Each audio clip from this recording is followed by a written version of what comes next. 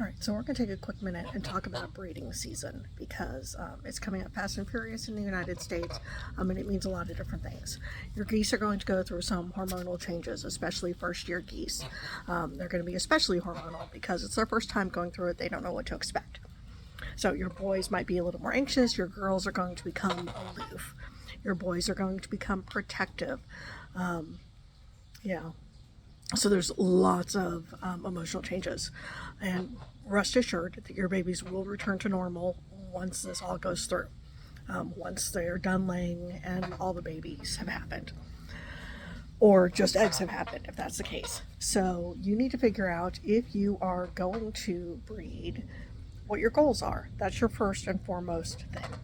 So if your goal is just to have some cute, healthy, happy goslings that you're going to either keep or sell for financial reasons, then that's perfectly fine.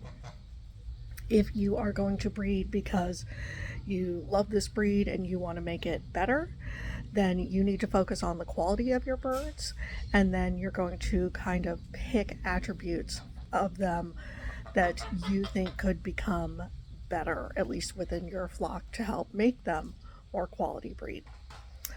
If you are indeed trying to help the breed, you do need to get a copy of the APA's standard of protection.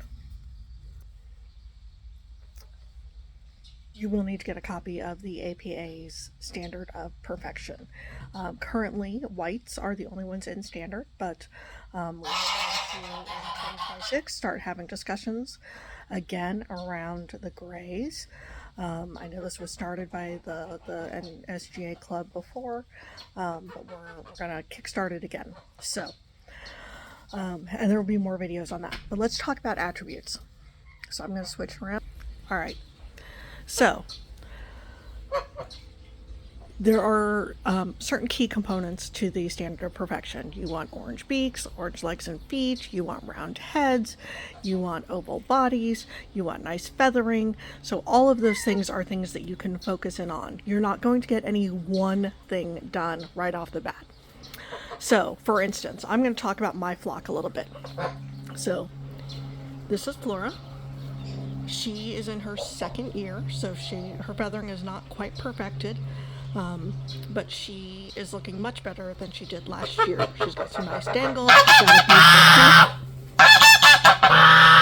beautiful but she's kind of missing in the middle. She also has a different head shape than most of my flock. You can't tell it when she's looking right at me, but it's a little more flat on top, and that's okay. But it just means that when I put her with somebody, I want somebody that has a rounder head. She is mated to Dorian, so that is a perfect example of trying to kind of offset some of those attributes. Another thing you might want to look at is like eye shape. There's Sabella in the far distance. She has a little smaller eyes. But then if you look at Merriweather here, she's got giant big ant eyes like her dad. And I quite love those. And even Pink. Pink's got a little smaller eye than Dorian's daughters do. So that's one other thing to look at. You can also look at wings. I don't have any good examples here, but I will certainly get there. Body shape is the one that I'm focusing on. So if you look at Merriweather here, her body shape is a little more round. Same thing with her sister Blue, because they came from the same genetics. But then if you look at Pink, she's more oval.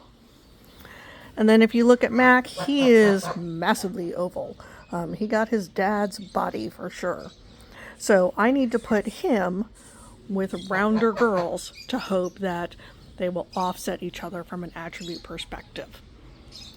So this is kind of my start to the journey, but it's all things that I think people don't necessarily consider when they say, oh yeah, I want to have goslings, or I want to breed, or I want to add just, if you're just adding to the population, okay, but consider quality aspects of them as well, and just making sure that you have some good attributes that you can build on top of each other. Hope that helps.